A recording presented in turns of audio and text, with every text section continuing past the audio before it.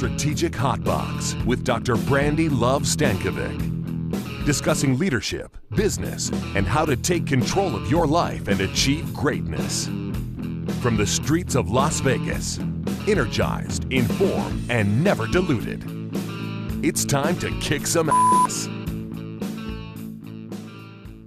Yo, yo, yo, yo, yo.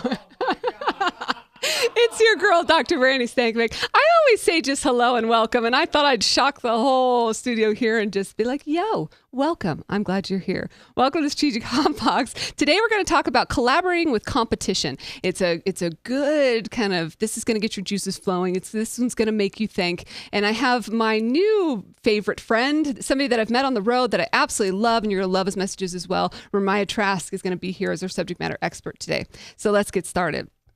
At the Strategic Hotbox, we learn, we love, and we kick ass. So today in learning, we're going to talk a little bit about collaboration, competition, what does that mean? And love, we'll spend some time with Remiah. And of course, we'll leave you with some kick-ass tools to start implementing today.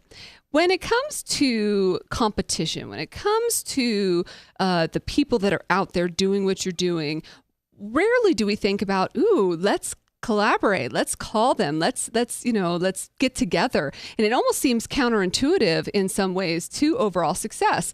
And why would we give our strategies or our secret sauce to the competitors?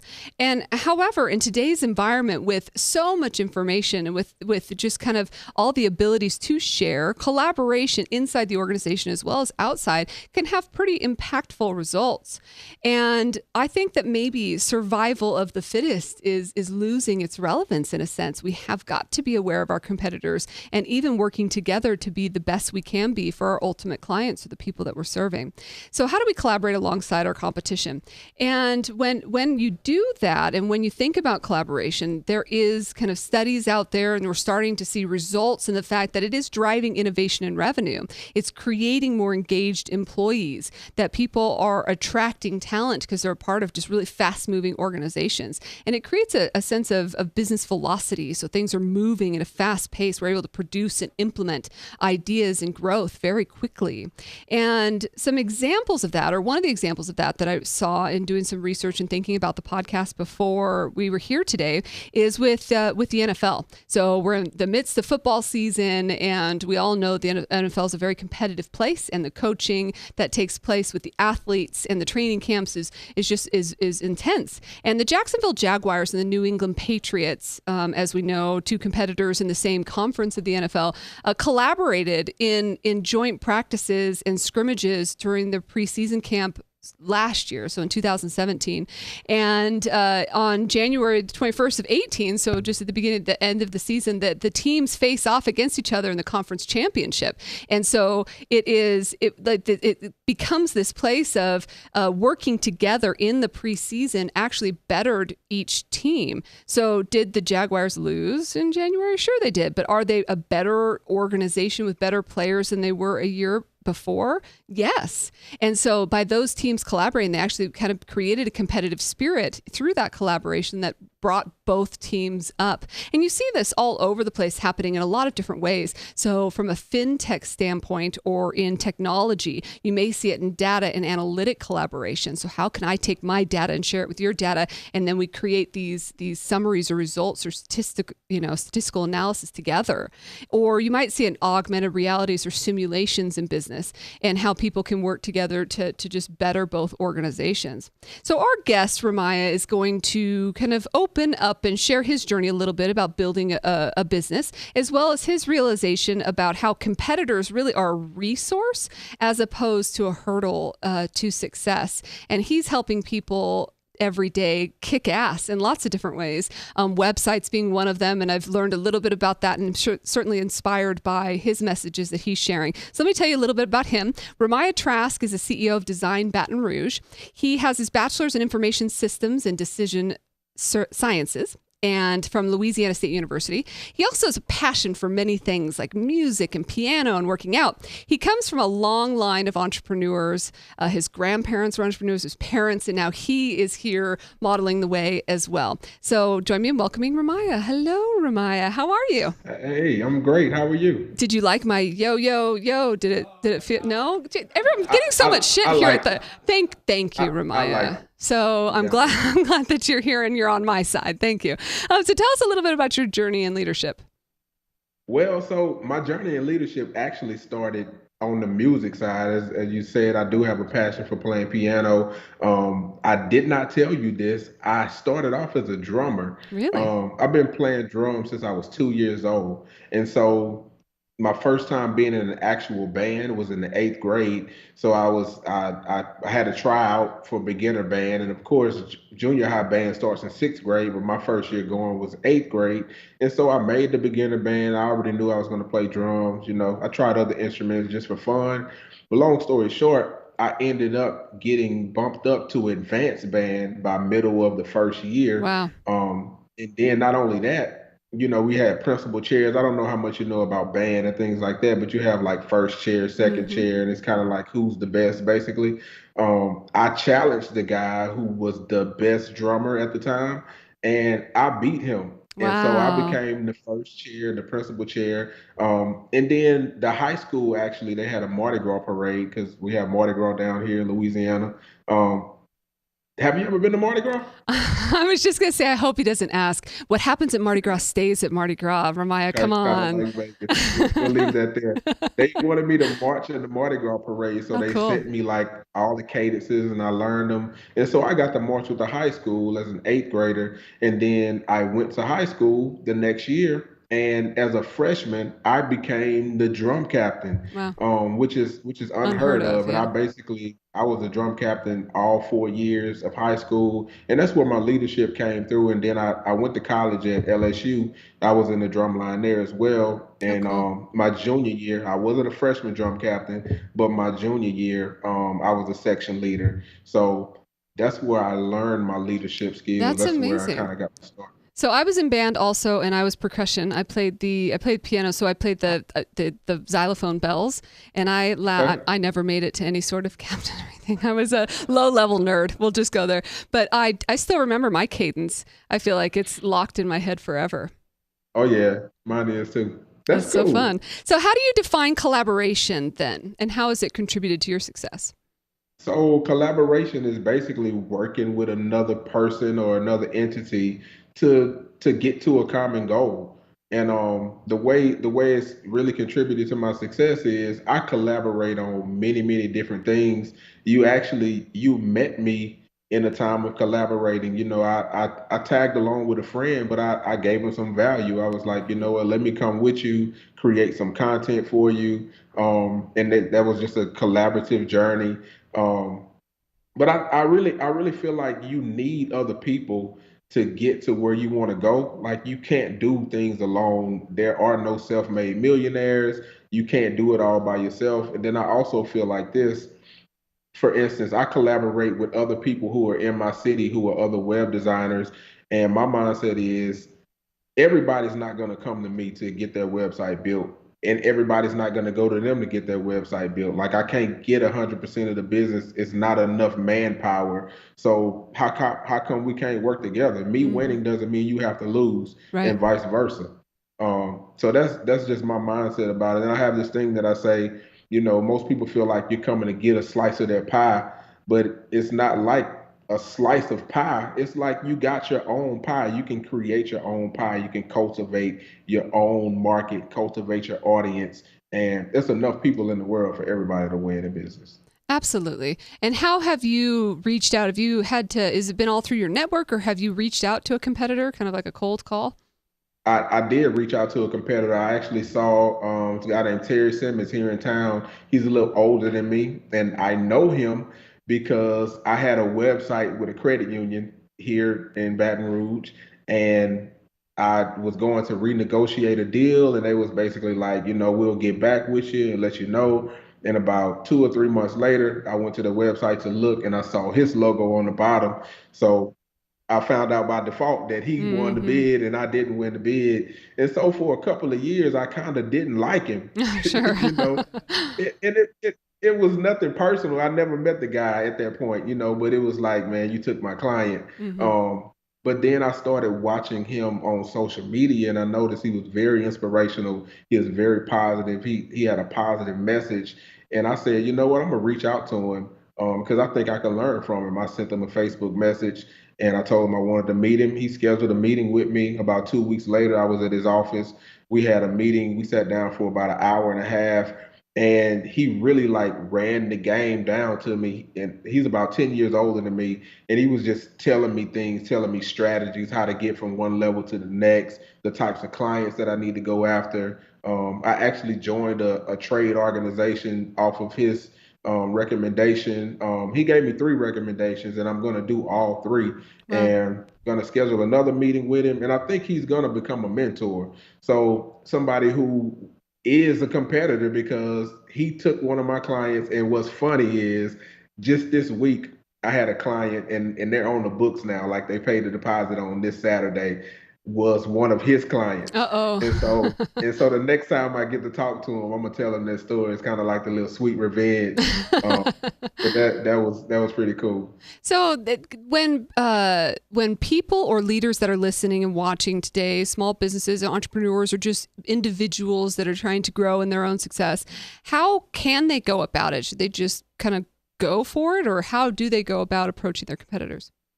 I think you just kind of gotta go for it. I think first you bring value to the person some kind of way. You either show them some admiration or you let them know, hey, I like what you're doing. I want to learn from you, and just don't be afraid to go for it. You think your natural reaction is you think they're gonna tell you, no, you a competitor. Mm-hmm. I don't want to talk to you. But the truth of the matter is, people like to be admired and people like to help other people. Mm-hmm. There are some people who are not going to be like that, but for the majority, people like helping people. Mm-hmm. And so I think just go for it. And I'll tell you this, there's actually a company, if you Google web design in Baton Rouge, you're going to see I'm in the top three. There's another company here that's in the top three as well that they're called Modify. And we always have competitors. There's always times where somebody will meet with me and they tell me I'm going to meet with Modify. I never met the people at Modify, but I recently moved into this office this year and I had to laugh because right across the street, I see their Oh logo. no. I'm like, I moved across the street from Modify. Modify. How funny is that? So I've been wanting to walk over there and say, hey, I'm Design Baton Rouge. Right. One day I'm gonna walk over there, but I think you just do it. Mm-hmm. Just go for it. So is it in this collaboration that brought you from the drum line to becoming an entrepreneur? Well, somewhat. So my first website, I'm gonna get from the drum line to, but I also play keys. Mm-hmm. So the first website that I built was actually built for a friend of mine who is a musician, and we played music together. And he needed a website for his wife's organization. So it kind of bridged the gap. There's a lot of creativity. I think a lot of people that do creative work are also musicians. So there's a lot that goes to it. I don't know if we're using like our left side of the brain or the right Mm-hmm. side. It's one of those sides we're using for the creativity. But so it didn't really bridge the gap, but in a sense, I guess it kind of did. That's interesting. It's cool to think and feel that people can use creativity in more ways than maybe just the original path that you're on. So if somebody's an athlete, being able to use that drive and leadership in other ways, or if somebody's a musician, be able to use that creativity in other ways. Yeah, yeah. It's hard to lead creatives, So how because can, go ahead. go ahead. Yeah, how can somebody that maybe doesn't have the gumption or the I was gonna say the balls. Yeah, I was gonna say it, but then I hesitated. I should just say someone that doesn't have the balls to walk across the street. What are some things that they could do that maybe might be a little easier to reach out or to apply to make them better? Yeah, so you can always lead with value. I'm a Gary Vaynerchuk fan, Mm, and I believe in leading with value. So always you can send them a Facebook message, you can comment on one of their Facebook posts or Instagram posts or whatever social media platform they're on. If you have the email address, you can always find email addresses. You can send them an email. But I strongly believe in leading with value is a really good way to get in the door, whatever that value is, whether it's offering to buy them coffee or I actually offer Mr. Terry. I sent them a message. I said, I would love to take you out for coffee one morning, and I feel like I can learn from you. And I gave him many, many compliments, and I let him know that I want to learn from you, you know. Mm-hmm. So Absolutely. And so when it comes to being creative in that way, you've talked about the different networks that you're going to get involved in, and you've talked about some of those growths. What are some things that you share if your competitors were to come to you? What would be, a value add that you might deliver to them? What are some things that are hot in creativity right now? well, a big thing for me right now is really listening to the customer, listening to the client, and finding out what their goals are. So believe it or not, I don't even really focus as much on the creative as I focus on listening to what you want. So I ask a lot of questions. If somebody comes to me for a website, I ask them, why do you need a website? And Mm-hmm. they'll tell me why. And I dig deeper. Why else? Why else? And I'm really getting to their root goal that they're trying to accomplish. And then we kind of go from there and find out what it is, how we're going to get there, what their target audience is. Mm-hmm. So those are some of the things that I try to help with other creatives. It's easy. I ain't gonna say easy, but a lot of people focus on, hey, this is my style, this is how I do things, Right. it's gonna look like this. Your meeting is talking about the look, but what good is the look if nobody sees it? What good Mm. is the look if it doesn't reach your primary Goal. target audience? So that's the biggest thing that I give to people when I talk to them. I love that. And can you share a funny story with us? I can share a funny story. So I have a project manager who's not here today. Her name is Bethany. So Would she approve? Would she approve if she was there today, or just have to she know? would have she would Okay. approve. Okay. She would approve. We was in the office talking about some projects the other day, and I went to show her a website, and then you know how you just get the little wheel spinning and it Mm-hmm. won't load. And so I was like, I just started telling her, I said, this is so crazy and this is messed up. I was like, this is the thing that happens when you want to show something to a client, and this is the time that like your internet's not working right or something like that, Mm-hmm. and you just look and feel so embarrassed. And we're on this real big thing about affirmations right now. We do affirmations and we believe in speaking positive, but also if you speak negative things will Will manifest as come, well. sure. So I spoke that about that being Oh embarrassed or no. whatever. And we had a client meeting that same day, maybe 2 or 3 hours later. And I told to the clients, I said, hey, check this out. And I clicked the website And the and it wheel. started Oh spinning. no. And she was in the room too. She was in the meeting and I looked at her, I was like, it's happening. And so that was hey, be careful what you speak. Yeah, no doubt. Talking shit, and it comes full circle. And also, was she in the back of the room, just like, yeah, see, that'll teach you. She was. She was. So tell us a bold action item or something to take away for the people watching and listening today. Okay, so a bold action item is this. Don't be afraid to take action. And I know it's an action item, and I'm using the word action, but don't be afraid to do something. If you get an idea, if you have a crazy thought, or just something, if you were inspired by something that are part of this conversation, I would suggest to you that you go do it like today, right now, today, as soon as you finish watching this, go do it, because a lot of times fear is going to set in, procrastination is going to set in, and you'll end up not doing it. So my thing is to move now, act now. Even if you make mistakes, who cares? You make a mistake and you get better the next time, but you got to get started. Absolutely. Take action. That's so important. So how can people get a hold of you to learn more about you, social, online?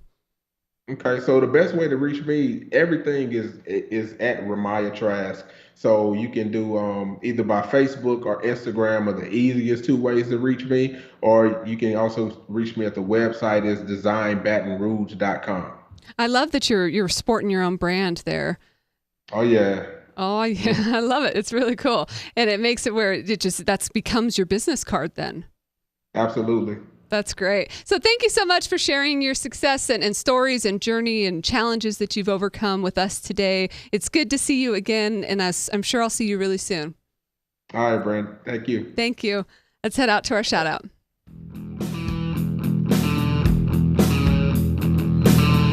I am Bernard Tan from Singapore PayPal Innovation Lab. Shout out to Brandi and her leaders for being here in Singapore. Welcome to Singapore. Thank you to the friends at the PayPal Innovation Lab in Singapore. That was a pretty intense experience to be there and to learn about all the things that they're doing and what's to come in the world of technology. So thank you to you for the shout out. And thanks to Remiah for being here with us and talking a little bit about what he has done along the way to reach out to his competitors and to create success. So now it's time to kick some ass. Here's your top 5. First is to identify those competitors. And I think that this one seems obvious, but it's an important one. Often as leaders, as people that are progressing, we forget to be uber clear on who our competitors are. So some businesses do it naturally because there's people that are stealing business or people that are on top of you on the Google search results. But when it comes to your competitors, think outside the box when it comes to competitors as well. It might not be the exact same business doing the exact same thing, but these are people that are serving your clients to get them to your goal, to get them to their goals. And competitors can come in all forms and fashion and same from a leadership standpoint. So even if you aren't running a business and you're working within a business, who are the people that are your competitors, maybe for your position, people that are competitors for different projects that you want to be working on? Identify who they are and understand the value that they have. In previous podcasts, you probably heard us talk a little bit about the NHL and how one of the benefits of having the Vegas Knights in their first year was that no one had any tapes. But when it comes to your competitors, the majority of time, there's going to be the metaphoric tapes out there that you can review and how those players are good or how those businesses are running and the things that they do really well. So if you happen to lose business to a competitor or a client, from a client that you're working with and you lose business to another competitor, ask the client why. Ask them to get to know, ask those questions so that way you can really identify and understand. Number 2 is to get over your own ego. When it comes to business, when it comes to growth, we've got to be able to recognize that we're not always the best, that we're not always going to be number one. And once that we recognize or think that we are, that's when it's probably time that you'll be falling down from grace or somebody is quickly coming and racing hard behind you. So being able to get over ourselves and ask and get out with the competition. Number 3 is recognize greatness. I loved that Remiah shared stories of how they're doing affirmations and inspiration with each other, how they're building mentor relationships with some competitors. When greatness is out there, don't be afraid to be humble and say that person is great. And so you're identifying that they might be competing with you on some business, but they're also really good at what they do. And how are they going to be able to make you better? Number 4 is to be and foster authenticity. I think that business today really requires that, whether it's your social media messaging, the way that you're giving, to yourself, or getting to the ultimate goal of the client. As Remiah shared with us, it's being who you are and authentic to what you want to serve is going to be so important. And number 5 is the balance, the give and take. I love the idea that Remiah shared as far as going in with a value add, going in with what's in it for them. When you meet a competitor, you step outside, how are you going to provide value to them? What's the purpose for them to be there? Make it easy for people. I'll have people reach out to me from time to time asking for mentorship or coaching or thoughts or whatever. And then they'll make it so difficult to read with them that I want to do it. But then that I'm having to work within all these schedules and all this stuff. And then it's becoming this thing where I feel like the burden of working with somebody, as opposed to if somebody were to come to me or I go to other people, making it as easy as possible. I want to buy you a cup of coffee, as Remiah shared, or I want to meet with you here and create that value add for the person. So it becomes a no-brainer to create that collaboration, because then we can both be the best we can be. There's your top 5. Kick ass. Thank you again to Remiah for being part of the podcast today. And thank you to my friends in Singapore for the shout out.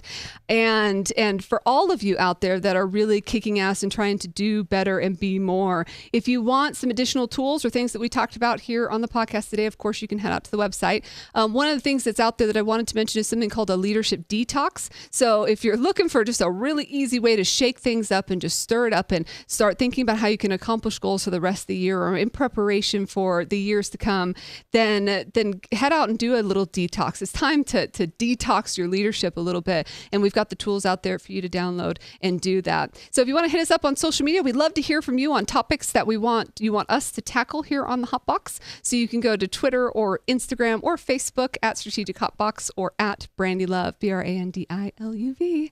So thank you for being a part of the Hotbox community. Until I see you again, get out there and kick some ass.